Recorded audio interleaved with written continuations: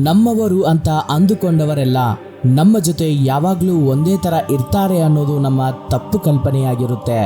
ಈ ಪ್ರಪಂಚದಲ್ಲಿ ಎಲ್ಲದಕ್ಕಿಂತ ವೇಗವಾಗಿ ಬದಲಾಗುವುದು ಮನುಷ್ಯನ ಮನಸ್ಸು ಹಾಗೂ ಆಲೋಚನೆ ಮಾತ್ರ. ಅಕ್ಕರೆ ಇಲ್ಲದ ಸಂಬಂಧಕ್ಕೆ ಬಿಕ್ಕಿ ಬಿಕ್ಕಿ ಕಣ್ಣೀರಿಟ್ಟರೆ ಏನು, ಅದು ನೀಡುವುದು ಬೇವಿನ ಕಹಿಯೇ ಹೊರತು ಬೆಲ್ಲದ ರುಚಿಯನ್ನಲ್ಲ.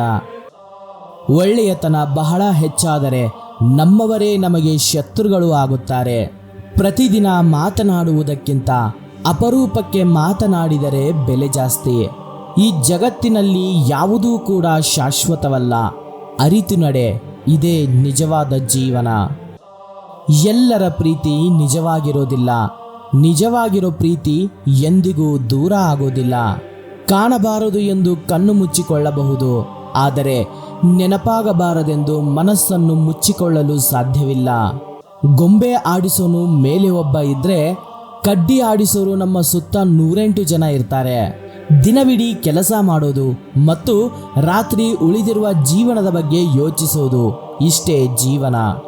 ಎಲ್ಲಿ ನಿಯತ್ತಾಗಿ ಇರ್ತೀವೋ ಅಲ್ಲೇ ತುಂಬ ನೋವು ಸಿಗೋದು. ಪ್ರೀತಿ ಜೀವನವನ್ನ ಬದಲಾಯಿಸಿದರೆ ಹಣ ಮನುಷ್ಯನನ್ನೇ ಬದಲಾಯಿಸುತ್ತದೆ. ಜೀವನದಲ್ಲಿ ಖುಷಿಯಾಗಿರಬೇಕು ಅಂದರೆ ಯಾರಿಂದಲೂ ಏನನ್ನೂ ಬಯಸಬಾರದು. ಆಸೆಗಳೇ ಸತ್ತು ಹೋದ ಮೇಲೆ ಅಮೃತ ಸಿಕ್ಕರೇನು ಫಲ. ಜನಕ್ಕೆ ಬೇಕಾಗಿದ್ದು ಸಿಕ್ಕಿದಾಗ ಬೇಡದೇ ಇರೋದನ್ನ ತಾವಾಗಿಯೇ ದೂರ ಮಾಡುತ್ತಾರೆ. ಬದುಕೆಂದರೆ ಹೋರಾಟವೇ, ಗೆಲುವೇ ಗುರಿ. ಸೋಲನ್ನ ಮರೆತು ಮುನ್ನುಗ್ಗುತ್ತಿರಿ. ಯಾರನ್ನೂ ಕೂಡ ನಂಬಬೇಡಿ. ಸ್ವತಃ ಶಕ್ತಿಯಾಗಿ ಬದುಕಿ. ದುಃಖದ ಬಗ್ಗೆ ಚಿಂತಿಸತೊಡಗಿದರೆ ಸದಾ ದುಃಖಿಯಾಗಿಯೇ ಉಳಿಯುತ್ತೀಯ.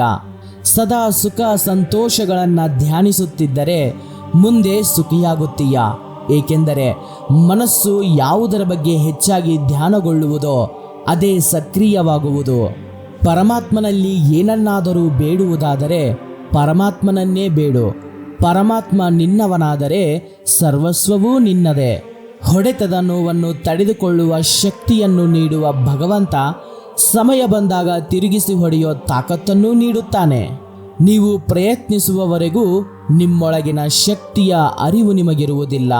ಆದ್ದರಿಂದ ಪ್ರಯತ್ನ ನಿರಂತರವಾಗಿರಲಿ. ಸಮಸ್ಯೆ ಸವಾಲುಗಳನ್ನು ಯಾರು ಅವಕಾಶಗಳನ್ನಾಗಿ ಪರಿವರ್ತನೆ ಮಾಡಿಕೊಳ್ಳುತ್ತಾರೋ ಅವರು ಮಾತ್ರ ಬದುಕಿನಲ್ಲಿ ಗಟ್ಟಿಯಾಗಿ ನಿಲ್ಲಬಲ್ಲರು. ಒಂದು ಕಲ್ಲು ಒಂದು ಸಾರಿ ಮಾತ್ರ ಮಂದಿರಕ್ಕೆ ಹೋಗುತ್ತದೆ, ಹೋಗಿ ಭಗವಂತ ಆಗುತ್ತೆ. ಆದರೆ ಪ್ರತಿದಿನವೂ ಮಂದಿರಕ್ಕೆ ಹೋಗುವ ಮನುಷ್ಯನು ಮಾತ್ರ ಕಲ್ಲಾಗಿಯೇ ಇರುತ್ತಾನೆ.